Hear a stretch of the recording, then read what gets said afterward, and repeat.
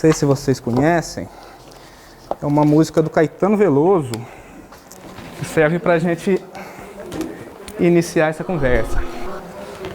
Conheciam, gente, essa música do Caetano? Não? O que acharam? Suave.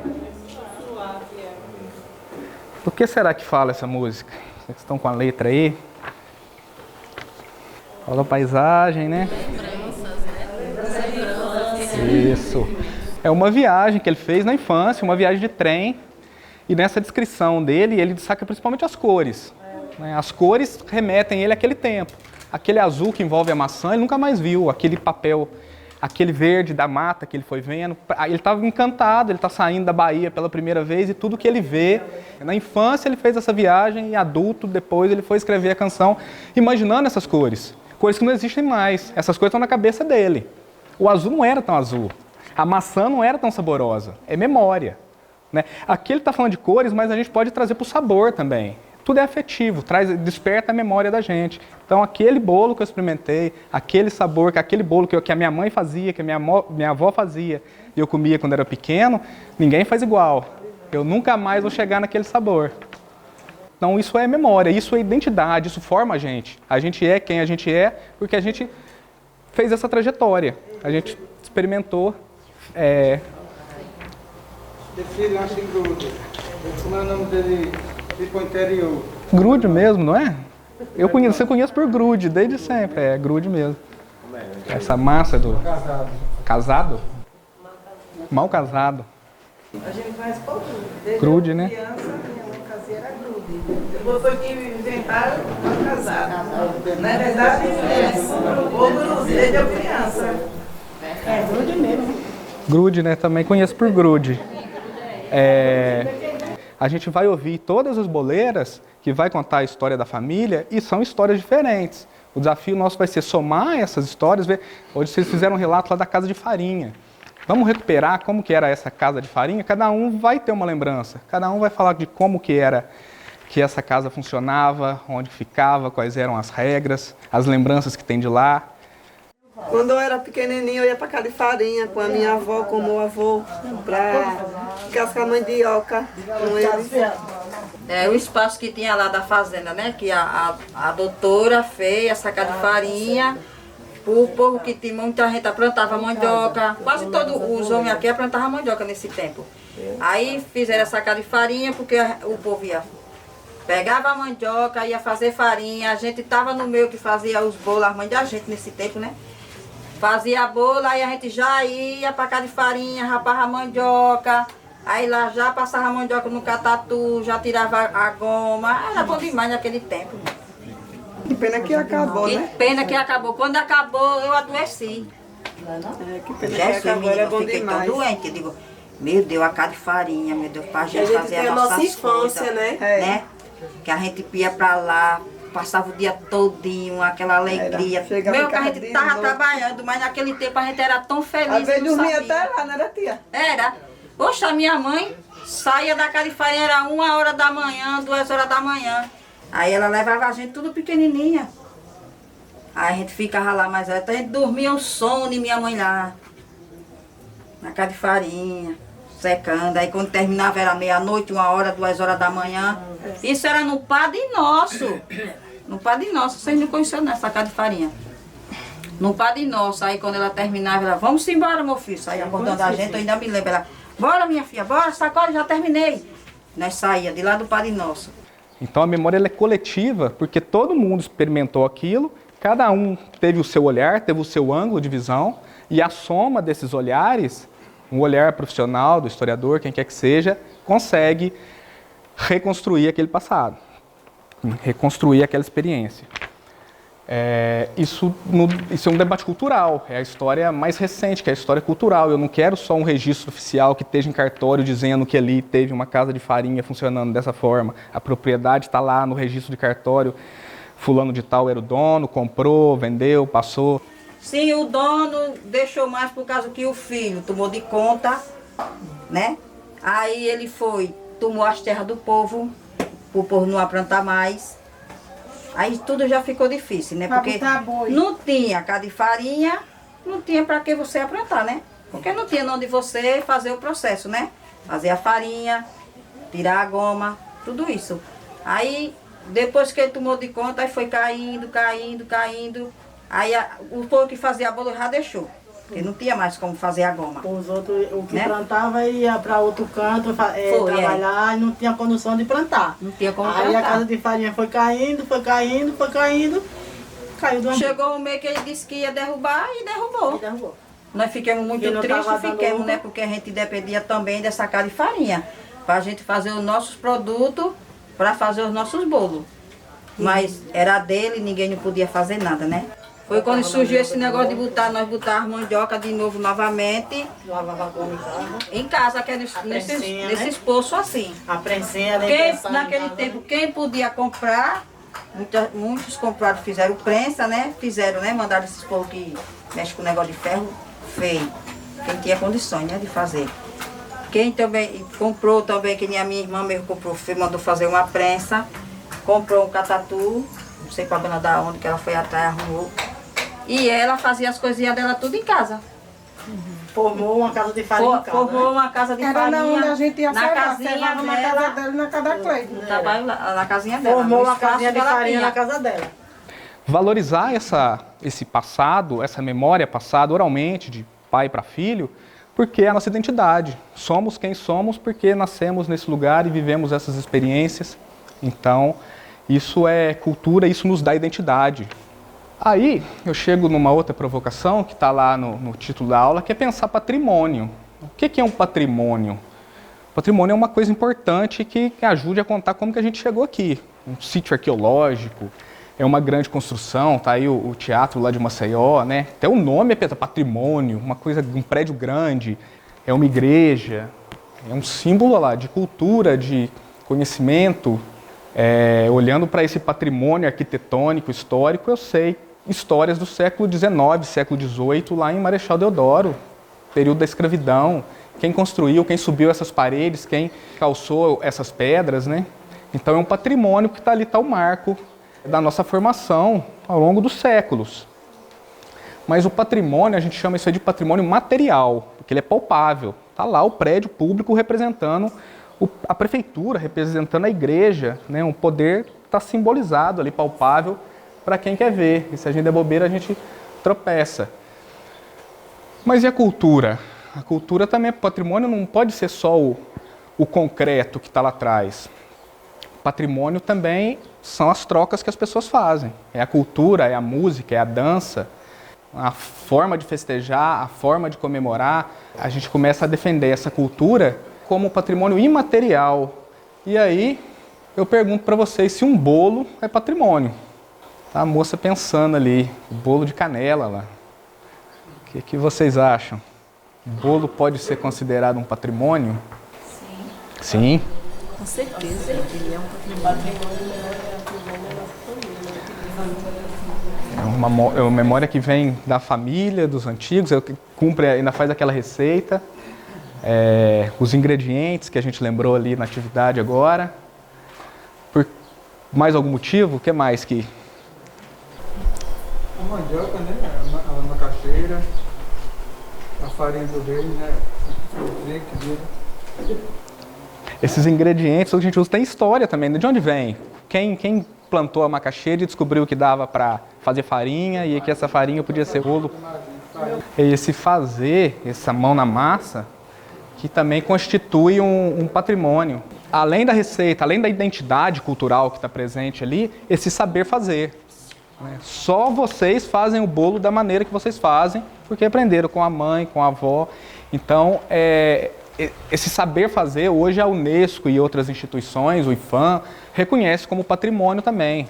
A técnica de fazer o bolo, hoje eu conheci lá o forno, a forma, como que a mandioca fica lá fermentando. Tudo aquilo é um conhecimento que é único, que vocês fazem e que dá essa identidade, esse saber fazer. Ela fica assim, ó. Aí quando ela tá bem molinha, a gente lava ela, né? Porque a mandioca, no processo de amolecimento, para se transformar na massa puba. Isso é conhecimento, isso é um saber fazer. E isso tem que ser registrado, tem que ser reconhecido como um patrimônio. Vocês sabem que a turma, a baiana do acarajé, lá na Salvador, né, na Bahia, já é considerado um patrimônio nacional, né? E é o acarajé, vamos ver, eu vou fazer aqui um teste. O que é o patrimônio? É o acarajé, a baiana ou o modo que a baiana faz o acarajé? O que é o patrimônio? O modo que ela faz o acarajé. Isso que é o patrimônio. Esse da acarajé foi registrado num livro dos saberes que são patrimônio do Brasil. Né? Então, tem muita semelhança, né? Não sei o que vocês acham. Tem a ver com o que vocês fazem, não?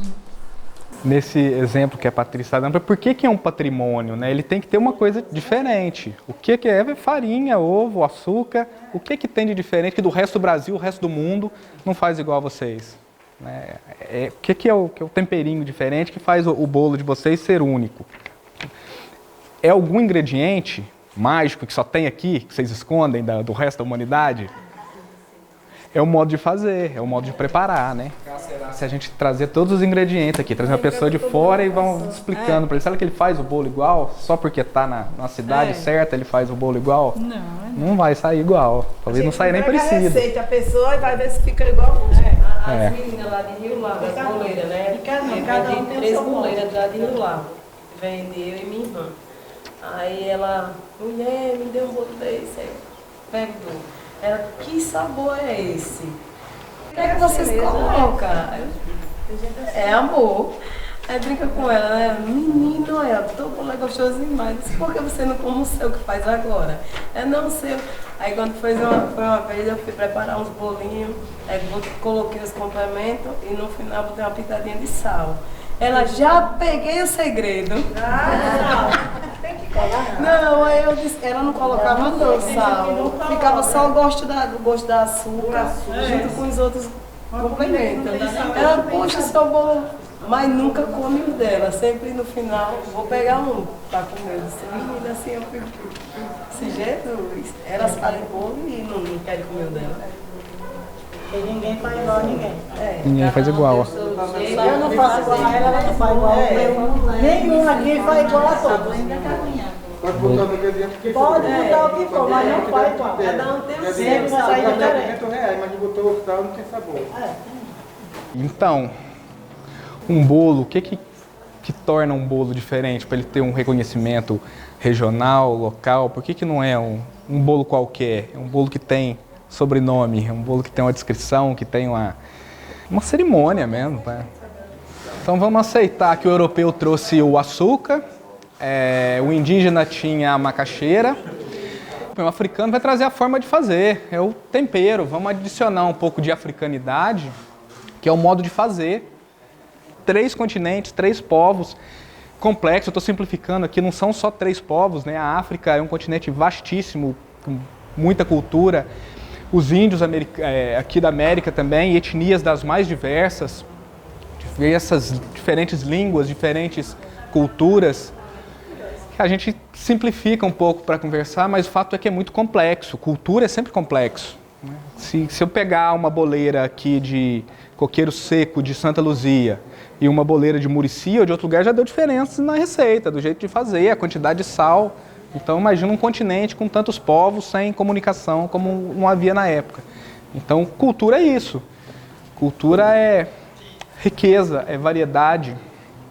Quem está fazendo faz toda a diferença, porque a pessoa vai imprimir o jeito dela. E, de novo a gente volta para a questão do bolo e do patrimônio aqui. O bolo de vocês só é o bolo de Santa Luzia do Norte, de coqueiro seco, porque são vocês que fazem, imprimem ali o jeito de vocês, a cultura de vocês, a memória de vocês. Isso dá identidade para vocês. É um modo único, é um modo próprio de fazer.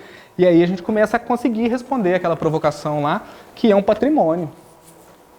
Não a farinha, o açúcar e o ovo. Isso não é patrimônio, isso tem no mundo inteiro e é barato. O que é patrimônio é o modo de fazer. Só vocês sabem fazer bolo dessa maneira, dessa forma, e tem toda uma apresentação especial e um jeito especial. Vamos ter um objetivo junto aqui, então. A gente reconhece que o nosso bolo, a gente quer identificar o nosso bolo como um patrimônio, né? E aí tem instituições, e aí tem documentos, e aí tem leis que dizem o que torna determinada receita um patrimônio e o que é descartado. Se a gente apresentar no IFAM, se a gente apresentar num documento desse, a nossa receita, o nosso projeto, o nosso produto vai ser aceito como patrimônio, vai receber essa chancela de qualidade, vai ter esse reconhecimento ou não. Então, a gente tem que conhecer um pouco dessas leis e desse mundo para saber como que a gente apresenta. O bolo já existe, como que a gente apresenta a nossa proposta, o nosso projeto, que vai virar um produto lá na frente. Então, isso está definido na Constituição Federal, nos artigos 215 e 216, e essa transformação, lá em 88, ela ampliou a noção de patrimônio cultural, ao reconhecer a existência de bens culturais de natureza material e imaterial. O que precisa ter para ter patrimônio, então, seguindo ali o que a lei diz para a gente? 1, as formas de expressão. 2, os modos de criar, fazer e viver. 3, as criações científicas, artísticas e tecnológicas. 4, as obras, os objetos, documentos, edificações e demais espaços destinados às manifestações artísticos culturais. Os conjuntos urbanos e sítios de valor histórico, paisagístico, artístico, arqueológico, paleontológico, ecológico e científico. O saber fazer um bolo é um saber, né? Se a gente chega, como a gente visitou a casa lá hoje, com a macaxeira lá e vê a prensa, é mecânica, é física, é química, é um laboratório vivo aquilo ali.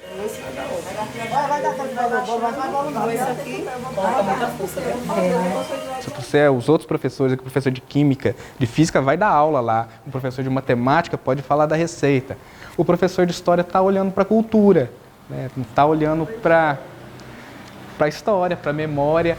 E aí o que a gente vai destacar é o 2 ali, né? Por não estar em vermelho não é por um acaso. Os modos de fazer e viver. O bolo é único, o bolo é próprio, porque é o modo de prepará-lo, é o modo de fazer.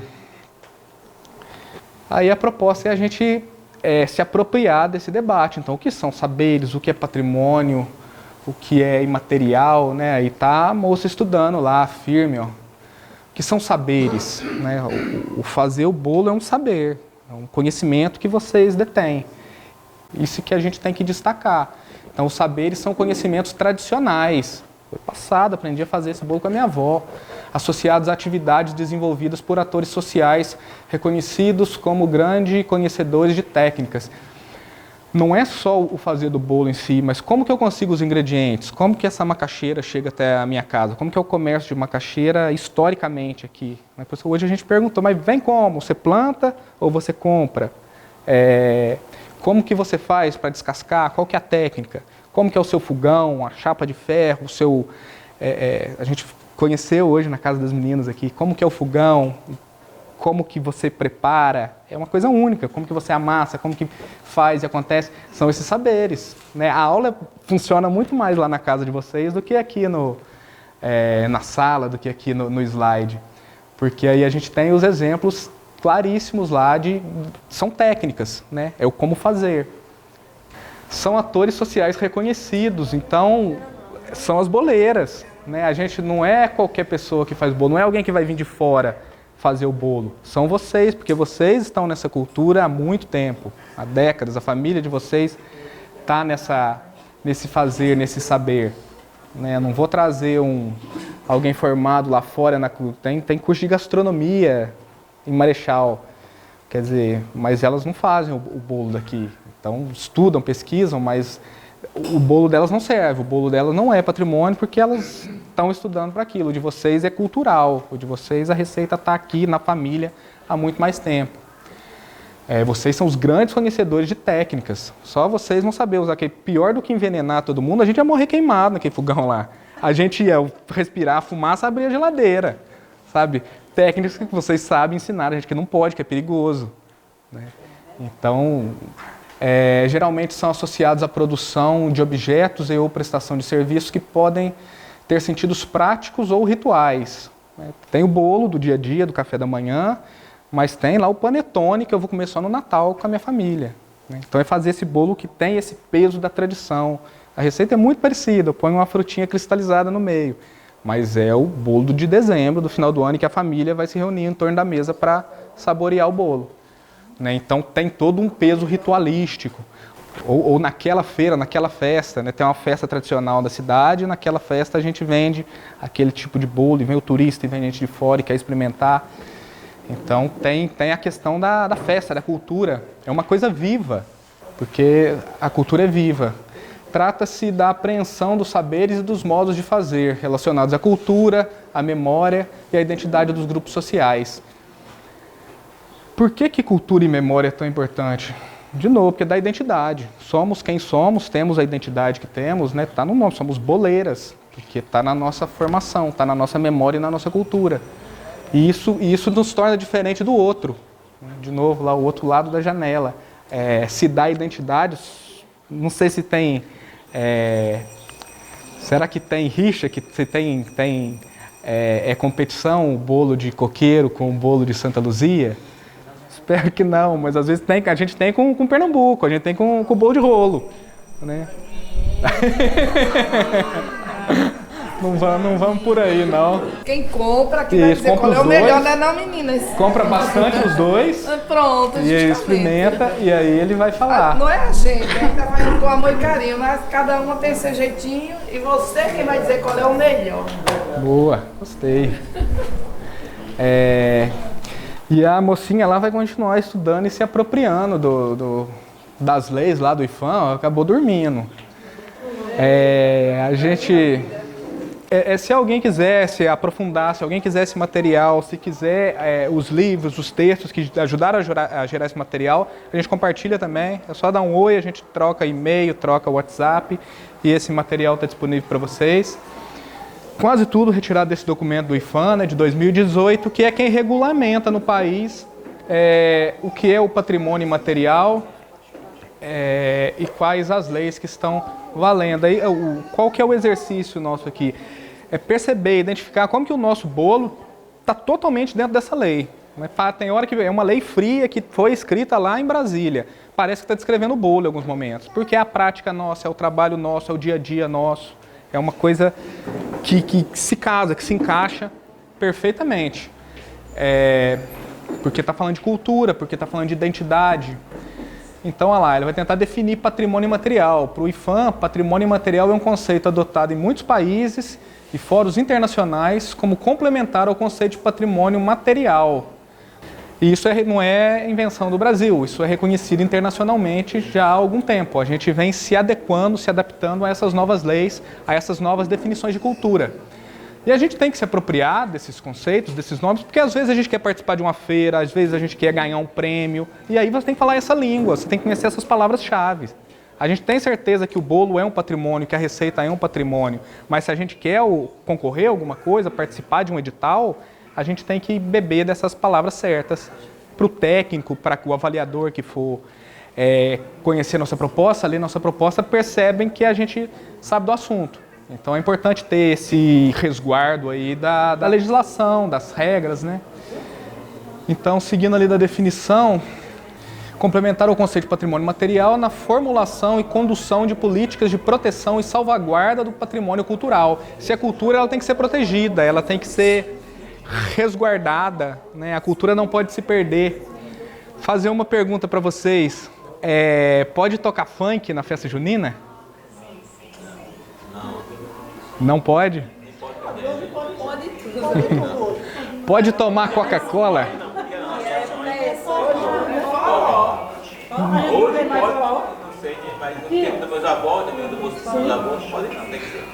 Pode tomar Coca-Cola na festa junina? Pode. Mas de onde vem a Coca-Cola? A festa junina não é cultural, local de Alagoas, do Nordeste? E a Coca-Cola é alienígena, ela vem lá dos Estados Unidos, é uma multinacional vendendo. A gente tem que tomar o quentão, tomar a bebida local. Mas Coca-Cola não, acho que Coca-Cola... A questão da música, né? A gente só vai dançar forró, ouvir o forró, pode o funk ou pode outro ritmo. Porque a festa junina, ou qualquer outra festa regional, ela é tradição, ela é cultural, ela vem lá de trás. Vocês responderam, meu pai, meu avô, fazia ali o triângulo, o trio da zabumba e o som que sempre se ouviu e dançava daquela forma. Isso é cultura, é tradição. Mas isso é vivo. A gente não pode querer só preservar. É importante preservar, mas a gente sabe que o jovem vai querer colocar o ritmo dele.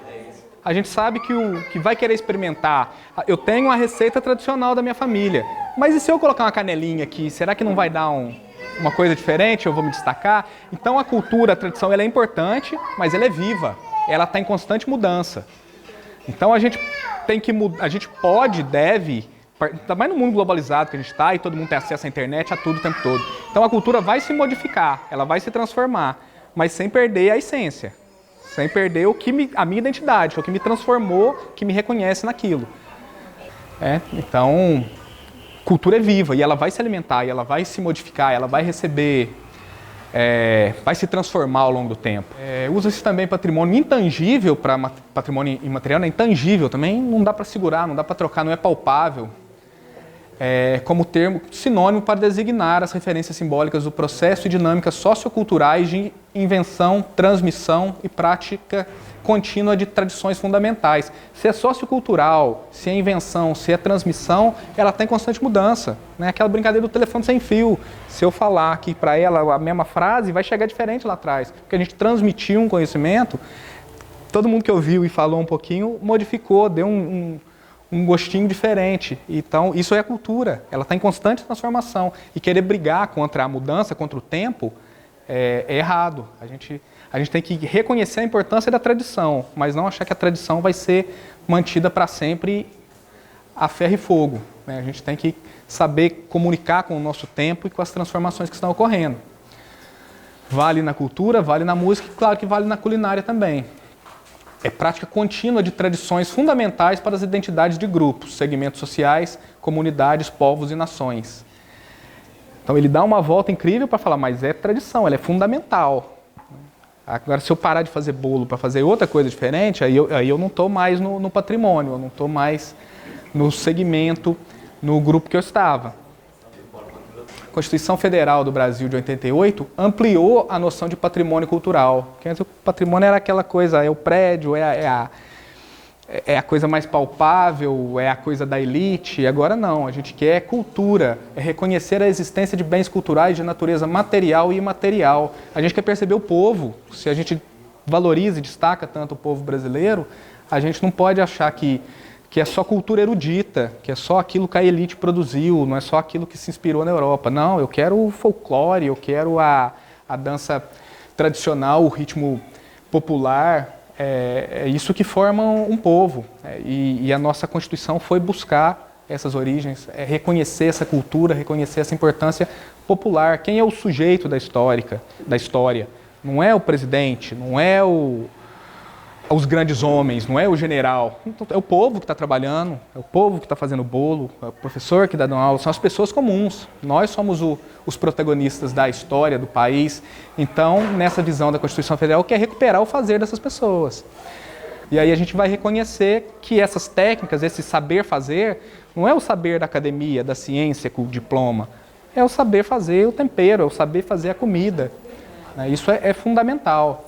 Mas então, o que constitui o patrimônio imaterial? Eu fazendo bolo sozinho na minha casa, eu estou produzindo um patrimônio? Porque, ele é patrimônio imaterial quando ele tem uma cultura por trás, ele é transmitido de geração para geração. Então já não sou eu sozinho, é meu pai que me ensinou, o meu avô que me ensinou, ou minha avó. Então é um conhecimento que vem se passando ao longo do tempo.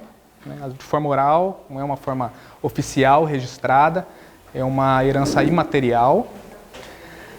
Ele é constantemente recriado pela comunidade, então eu não faço o bolo sozinho. É a comunidade trabalhando junto, fazendo uma riqueza de variedade de bolo ali, mas é uma mesma comunidade trabalhando naquele sentido.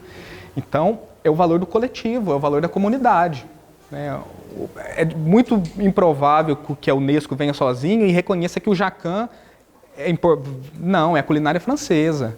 São vários cozinheiros fazendo aquele tipo de doce, aquele tipo de prato, e ele se destacou no grupo. Mas para ele se destacar e ter a envergadura que ele ganhou, ele estava num grupo grande, ele estava numa comunidade de cozinheiros. Aqui é o mesmo caso. Tem toda uma comunidade produzindo bolo no mesmo tipo de forno, com o mesmo ingrediente, com uma técnica parecida, convivendo nas feiras, nos mercados, na casa de farinha. Então é um grupo, é um coletivo. né? Isso dá muita importância na hora de definir o patrimônio. Então é uma coisa geracional, que vem do passado, que vem da memória, e é uma coisa em grupo, né? Seja uma associação, ou seja outra forma de organizar as pessoas e se reconhecerem como iguais, como parecidos, e estarem trabalhando junto em prol daquele produto, que é o produto que a gente vai querer vender lá na frente. São grupos em função do seu ambiente, a sua interação com a natureza, né? Onde que a gente consegue a lenha, de onde vem a macaxeira, enfim, né? Vai lavar a macaxeira, a água vai para onde, essas questões da relação com a natureza e a própria história, gerando um sentimento de identidade. Então a gente se reconhece quem somos as boleiras, a gente se reconhece como membros desse grupo. Por quê? Porque produzimos bolo. Como? Com essa receita aqui, dessa maneira. Não é qualquer bolo, é o nosso bolo de Santa Luzia. Então esse coletivo é fundamental para a gente chegar lá na criatividade humana. A gente não faz nada sozinho, historicamente. A gente precisa estar num grupo que nos alimenta de ideias, que nos dá a coragem, que nos dá a criatividade. Às vezes um indivíduo sobressai, se destaca mais, mas só quando tem essa base muito firme, muito forte, garantindo esse destaque para ele. Gera um sentimento de identidade e continuidade com o tempo e identidade local, coletiva. Nós fazemos esse bolo de macaxeira, calamos coco e tal, contribuindo para promover o respeito, a diversidade cultural e a criatividade humana. De novo, a cultura em transformação, a cultura se transformando. Então, o que é o patrimônio sociocultural? Que é uma tipologia que a gente pensa dentro da definição de patrimônio imaterial.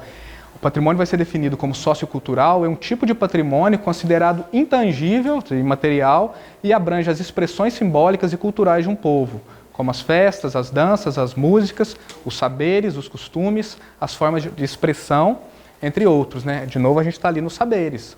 Então, é fundamental se reconhecer dentro de um grupo social que expresse. Ah lá, mais um pouquinho. Eu até tirei a mocinha que deve ter dormido de novo. Mas olha lá, essa autora aí, a Colasso, vai afirmar que comida tem uma função que vai muito além da simples alimentação, né? Eu não só engulo qualquer coisa porque eu estou com fome. O alimento tem cultura, tem valores, tem identidades ali, tem significados. O que significa o panetone na ceia de Natal? Então, não é só me alimentar para matar a fome. Tem toda uma cultura por trás daquilo. Eu aprendi a fazer com a minha avó, ou o significado na ceia, na festa, enfim. Isso marca a identidade, de novo, nos define quem somos. O que torna importante vai funcionar não vai ficar só lá na culinária, não vai ficar só no restaurante, no hotel, vai servir para o turismo, vai atrair outras pessoas. Então vira um produto do turismo, não só da culinária mais, né? Torna importante para o turismo, e que no caso brasileiro não seria apenas uma identidade, senão um leque variado de cores, de aromas, de sabores, né? Então a gente está num país da diversidade, no país da cultura, da abundância, né? Cada região possui o seu clima, a sua geografia diferente, e isso leva a uma culinária diversificada. A gente está próximo da lagoa, a gente está próximo do mar, a gente vai incluir os peixes. A gente está em determinado lugar, o clima vai influenciar nas plantas que a gente vai ter, e aí isso influencia diretamente no que a gente produz. E é cultural, e isso é ao longo do tempo. Então, tentando responder essa pergunta aqui, e o bolo? O bolo é um patrimônio? O bolo, sem sombra de dúvidas, pode ser definido, utilizado como um patrimônio imaterial, porque ele tem cultura, ele tem memória, ele dá identidade, define quem somos, né? Então, receita, né? A receita tem identidade. Quer dizer com apresentações, eu não lembro, mas aí eu pedi para vocês falarem um pouco da identidade de um bolo que vocês fazem. O que é diferente, o que dá identidade no bolo de vocês. Seja duas opções, o saber fazer, o que vocês fazem de diferente, ou então traz um elemento da memória, traz uma coisa da família, que aprendeu há mais tempo. Queria que vocês contassem algumas histórias assim. Quem se habilita? Quem quer começar? Para contar a história, Isso. Ou que destaque um saber fazer, uma coisa diferente do saber fazer, ou uma memória que te traga. Assim, eu aprendi com minha mãe. E minha mãe aprendeu com a minha avó, que eu ainda alcancei a mãe dela, né? E ela fazia os pés de moleque. Antigamente a gente não tinha liquidificador, né? Nem sonhava nisso, que a gente era muito simplesinhas. E eu fazia o quê? Ela ralava o coco, mornava um pouco da água para espremer no pano de prato, só o sumo do coco. Aí antigamente era a manteiga que ela dava feira em Rio Largo, era aquela manteiga boa, né? Antigamente, que não existia margarina, e ela colocava o cravo, a canela, entendeu? Aí ela fazia. Tinha aquela lata de doce que eu não sei se ainda existe hoje.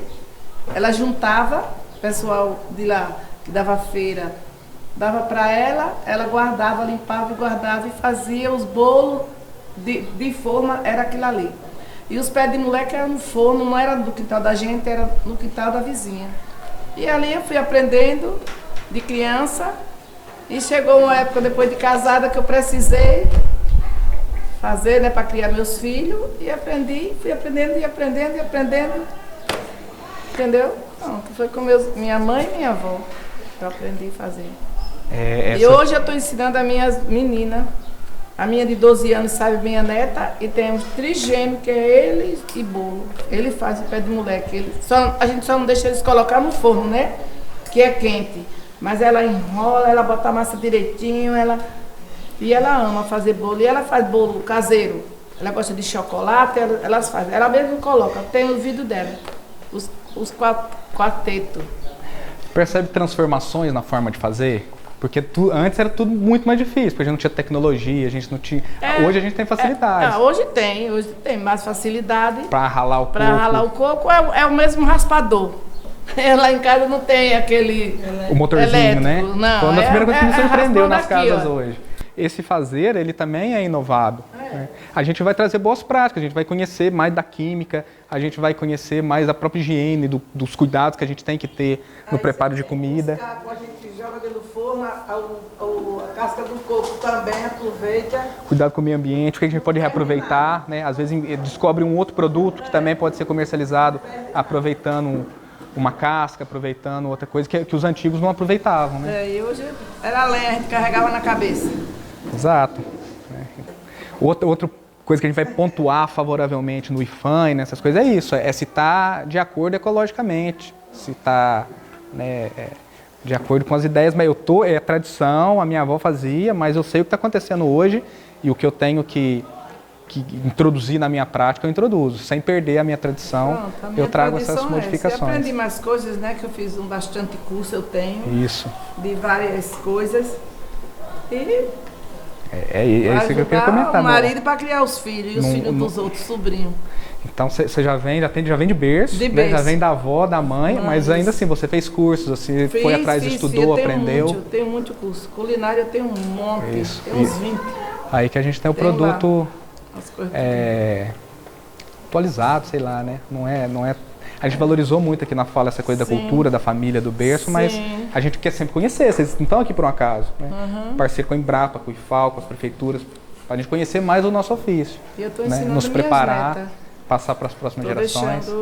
Esse sempre é possível melhorar. Legado para elas. Sempre é e possível melhorar. Elas gostam de cozinha, elas gostam mesmo.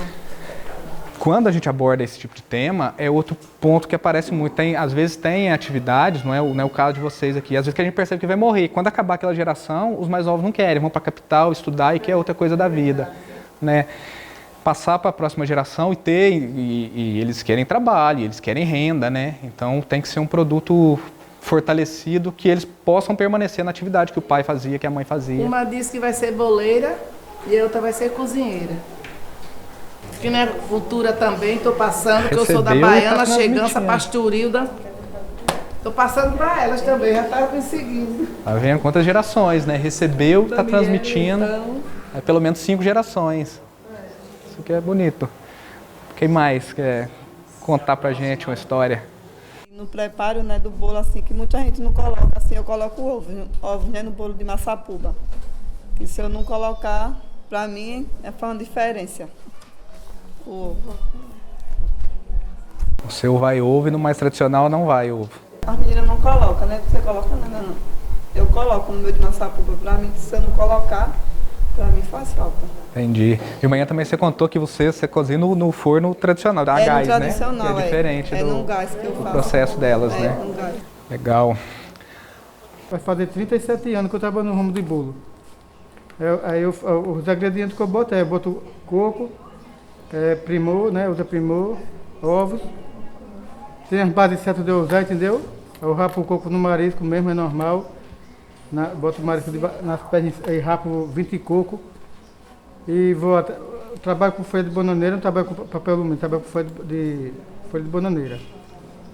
Aí pronto, há muitos anos que eu vim trabalhando nesse ramo, 2 vezes na semana. Eu nasci praticamente na feira, né? Fazendo pé de moleque. Eu lembro que desde pequena, quando eu nasci, a minha mãe já trabalhava com pé de moleque. Que ela casou e por sustento dela, ela começou a fazer o pé de moleque. Tapioca, o meu pai andava nas ruas livres, né? Vendendo com balaio na cabeça. E daí foi a ideia que a minha avó dava feira em Rio Largo, em Murici. Aí a minha avó deixou e a minha mãe continuou. Aí daí eu nasci e pequenininha já ia para feira, nos caminhão naquela época era caminhão, né? Que a gente ia tudo sentado num saco de coco. E dali a gente colocava uma lona em cima, na cabeça da gente, para não se molhar quando chovia. E era muito arriscado, né? Eu lembro assim, a minha lembrança é assim, a minha infância. Já comecei a infância dessa.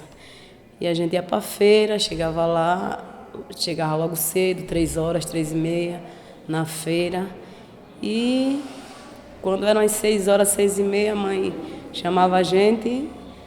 E quando ela via que o tamanho era o suficiente para trabalhar, ela colocava a gente para peneirar massa, peneirar goma.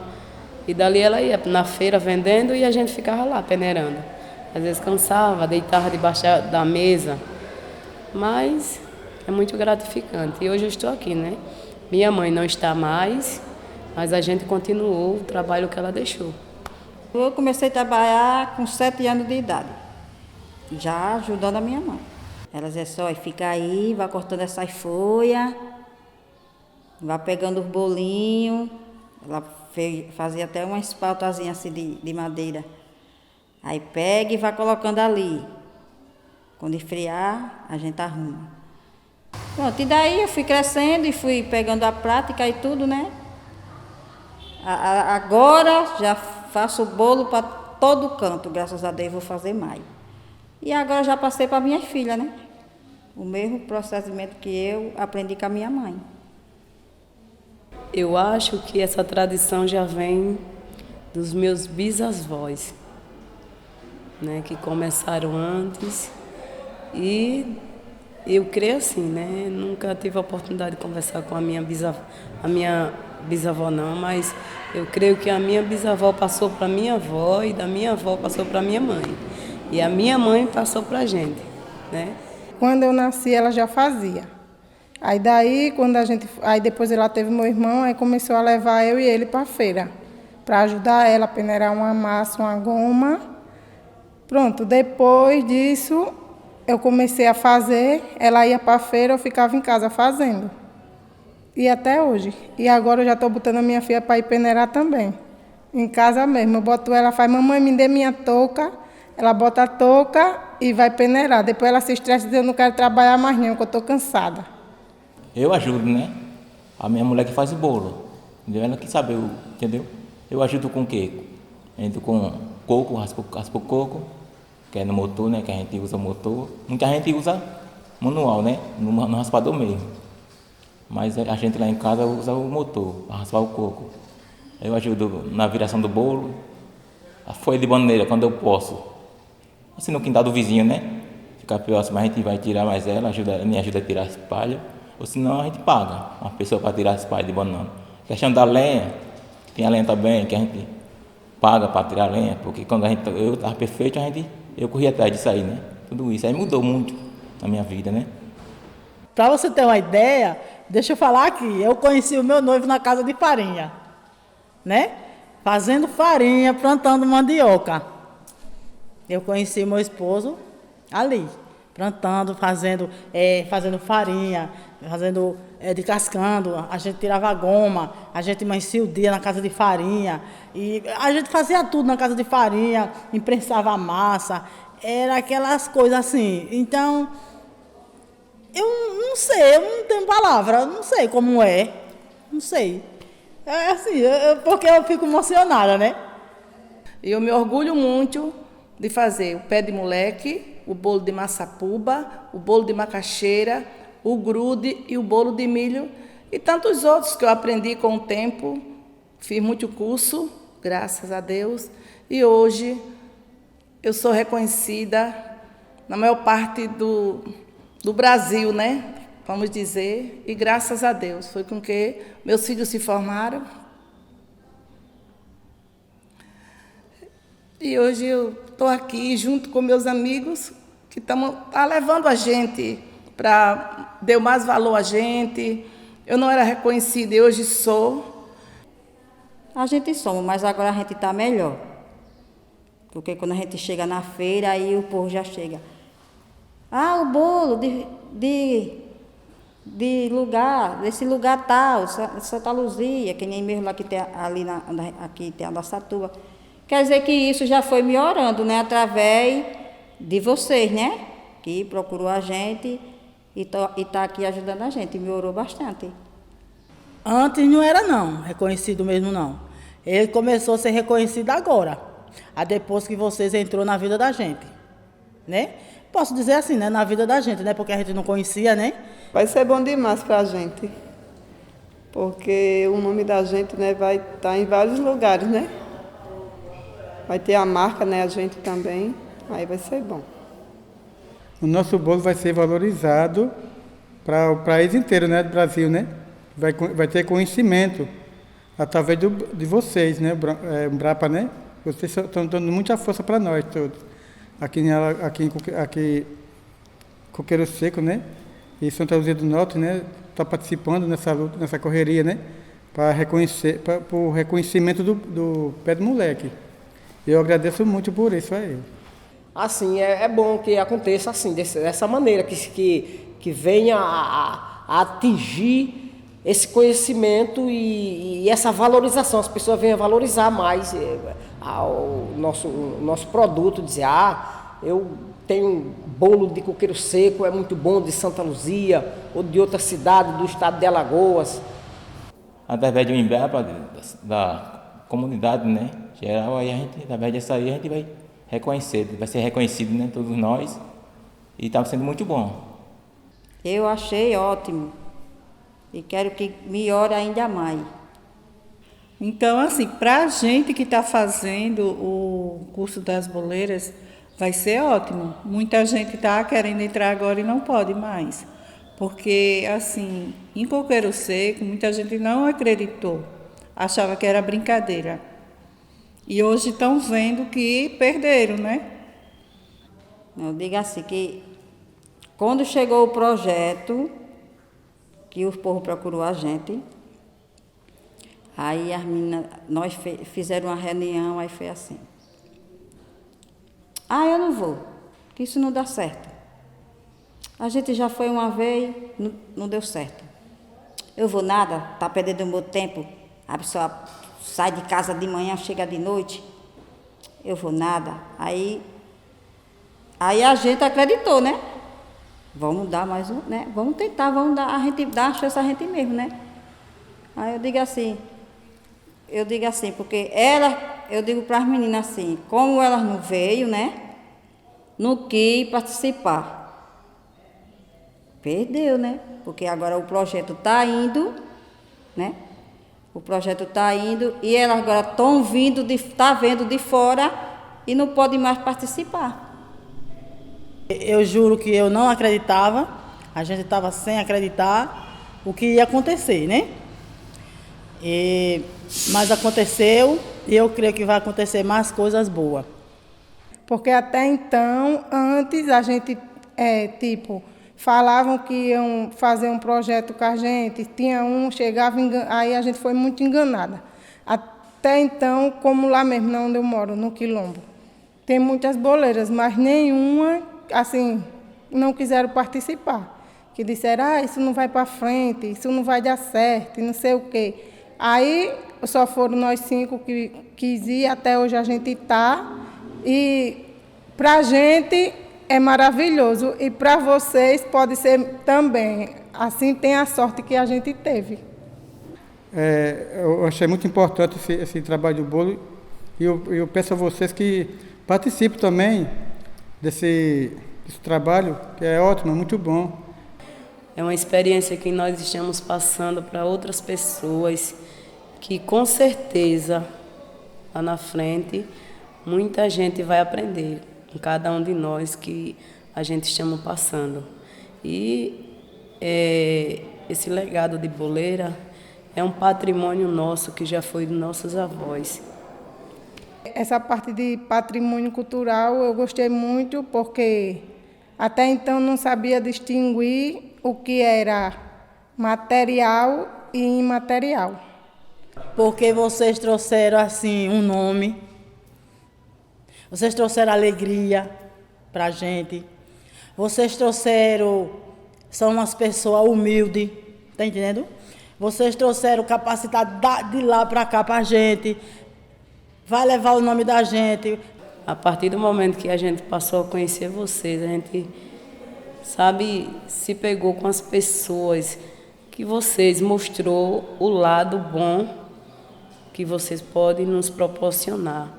E vocês mostrou o lado que a gente tinha esquecido, que é o lado da importância das boleiras, né? A gente ganhou de volta o nosso reconhecimento como boleiras, né? Boleira é muito orgulho daquilo que a gente faz com amor para o nosso cliente, ele valorizar o nosso trabalho. É isso que é ser boleira, e lidar com as pessoas, trabalhar bem, o reconhecimento. É isso que eu quero, nós queremos. Ser boleira é fazer as coisas que a gente gosta, com muito amor, e também é uma descendência, como eu falei, né? Eu aprendi com a minha mãe já aprendeu com a vizinha, e os meus tios, minhas tias também aprenderam com a minha mãe, porque ela é a mais velha da família, dos irmãos. Aí tem 3 irmãs dela que faz e um irmão. Para mim é um orgulho de ter passado em gerações e gerações. Ter passado da minha avó, da minha mãe, e boleira para mim é orgulho. Excelente. A última pergunta para o grupo é: vocês acham importante o reconhecimento das boleiras como patrimônio cultural de Alagoas? Oxe, com certeza. E por quê? É um orgulho para a gente, né? A gente chegar longe assim, o nome da gente chegar em outros lugares, nós ser exemplo para outras pessoas, né? Porque isso é uma fonte de renda, né? É uma fonte de renda que já alimentou muita gente, até mesmo a gente, né? Assim, tem muita gente que sobrevive disso. Então, com certeza, o bolo é patrimônio, a gente pode fechar assim? Com pode concluir? certeza. Alguém quer completar? Com certeza. Alguém quer falar mais alguma coisa? Sim. Patrícia. Eu queria dizer para vocês o seguinte: todo o tempo que vocês estiveram no grupo, teve pessoas que estavam circulando no grupo, né? Eu mesma, todo mundo estava circulando no grupo. E, num determinado momento, esse moço aqui chegou perto de mim e falou que não estava concordando muito com as coisas que estão acontecendo aqui, não. Ele veio para dar o suporte para a gente, porque o Pedão está doente, mas ele queria também dar uma opinião. E aí eu abri, então, esse espaço aqui. Eu queria te pedir, viu, Fábio, antes de encerrar, da gente ouvi-lo. Claro, importante. Desde ontem que eu venho acompanhando aqui a palestra, a capacitação de vocês, e achei assim, que vocês se deixaram levar por muita coisa que o professor falou. Vocês não rebateram o que o professor falou. Muita coisa me deixou assim em dúvida sobre patrimônio, porque vocês não deixaram claro para mim a história do patrimônio. Por que a margarina é patrimônio? Que se eu jogar ela ali naquele sol, ela vai derreter e nem a formiga que come tudo, devora tudo, vai chegar perto dela. Por que a folha de bananeira é patrimônio? Isso não ficou claro para mim. Um usa farinha, outro usa ovos, outros não usa. Aí eu pergunto, se hoje fosse formada uma cooperativa e todos tivessem que trabalhar com o mesmo produto, como seria? O que vocês acham? Alguém Só quer que o responder? Fabiano, pelo que o Fabiano falou, eu vou sair daqui com o que ele falou, porque eu não vi nada de vocês. Não, porque Certo? cada um tem o seu O modo seu jeito de fazer, né? né? De preparar Isso aí eu o acho bolo. que ninguém pode mudar. Não, tipo assim, ninguém vai mudar. Não foi a margarina, e sim Não. o que a gente aprendeu que veio de antecedentes. É o que é patrimônio, não é o material. A nossa forma de fazer. A nossa forma de fazer. Foi o que é eu essa. entendi, né? O que eu entendi assim, que a palha da bananeira é patrimônio, É porque patrimônio quando eu comum. aprendi com a minha mãe, era na palha da bananeira. Entendeu? Era na palha de bananeira. Por quê? Antigamente não tinha margarina, era manteiga. Mas só que hoje, o preço que a gente vende os bolos, não dá pra gente comprar manteiga. Mas se a gente tiver um preço bom, a gente pode comprar e colocar, fica mais gostoso com a manteiga, né? Aí a gente coloca margarina, mas fica bom também. Mas a manteiga fica bem melhor, né, gente? A folha da bananeira é patrimônio com o bolo. Eu também estou nesse mesmo patamar, porque eu vou sair também daqui. O que significa patrimônio? O que é patrimônio? Por que esse bolo é patrimônio? Eu também estava aqui voando. Agora veja bem, no tocante. Agora veja bem, no tocante ao que ele quer saber, porque há diferenças de uns fabricantes para outros, é porque com certeza uns aprenderam diferente uns dos outros.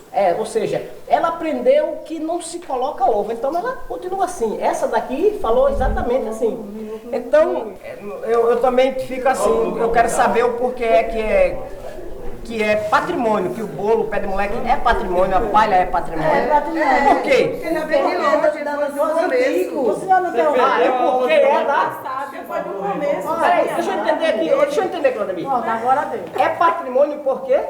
Porque são aliados a todos, é antigo. Porque através do pé de moleque veio a folha. Sua mãe que batizou também, Paulo. Dá licença, gente, dá licença só um pouquinho. Por que é patrimônio, a gente já respondeu e qual a importância dele já está ali. Nós já temos essa resposta feita no grupo. Eu queria que vocês dessem uma salva de palmas para um ator aqui que chegou. Ele não pensa nada disso, ele só veio provocar vocês. Ela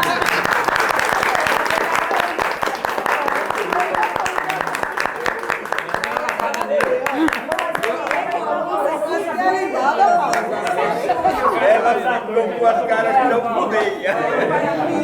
Parabéns, você fez uma pergunta até o professor respondeu. E ela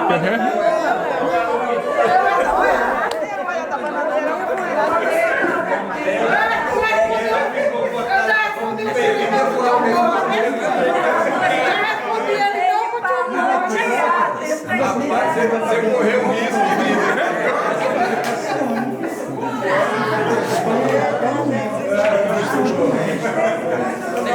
Eu não concordo, não. Eu concordo com o Guri. Ele agora foi quem soube que é patrimônio. A palha da bananeira com o bolo da maçapuba, que é um pé de moleque velho. Mas ele estava brincando. Tá. A senhora achou ruim? Não, né? Eu não achei ruim, porque eu já sabia. Só que ele queria sair com essa certeza.